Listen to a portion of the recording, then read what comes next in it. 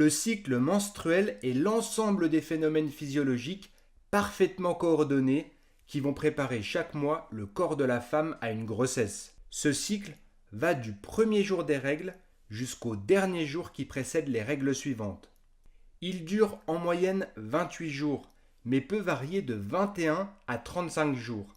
Afin de simplifier la vidéo, nous nous référerons au cycle moyen de 28 jours. Deux structures anatomiques jouent un rôle majeur, les ovaires et l'utérus. On parle de cycle ovarien et de cycle utérin. Le cycle menstruel est divisé en 3 phases. La première phase est appelée phase préovulatoire. Elle va du premier jour des règles jusqu'au 14e jour, moment de l'ovulation dans un cycle de 28 jours. Durant cette période, l'hypophyse, qui est une petite glande située sous le cerveau, va sécréter une hormone, la FSH. Cette dernière va avoir une action sur les ovaires en stimulant la croissance des follicules. Ce sont de petits sacs situés dans les ovaires et qui contiennent les ovocytes. Il y a généralement un seul follicule qui arrive à maturité. Le follicule va sécréter une hormone, l'œstrogène, qui va avoir plusieurs effets sur l'endomètre de l'utérus, dont la muqueuse va s'épaissir, sur le col et la glaire cervicale pour favoriser le passage des spermatozoïdes. Et elle va également stimuler l'hypophyse qui va sécréter l'hormone LH qui va avoir une action sur l'ovulation. Ce qui nous amène à la deuxième phase, la phase ovulatoire à J14.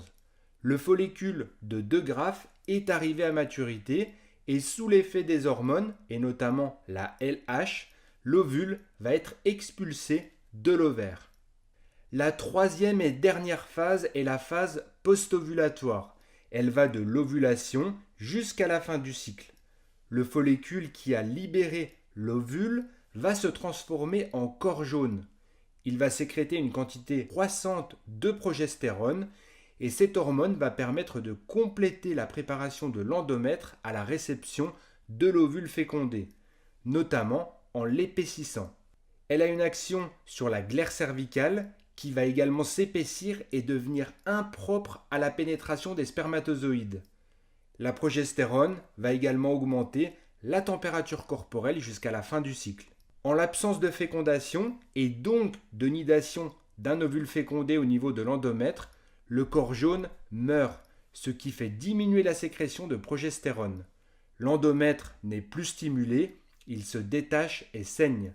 C'est la menstruation, que l'on appelle plus couramment les règles, qui sont présentes de la puberté à la ménopause. Elles durent quelques jours et elles peuvent être douloureuses sous l'effet des contractions utérines qui favorisent l'expulsion de l'endomètre. La baisse de la progestérone va entraîner une augmentation de la FSH. C'est le début d'un nouveau cycle. J'espère que la vidéo vous a plu. Si c'est le cas, mettez un pouce en l'air et abonnez-vous à la chaîne si ce n'est pas encore fait. Je vous dis à très bientôt sur Educa Santé.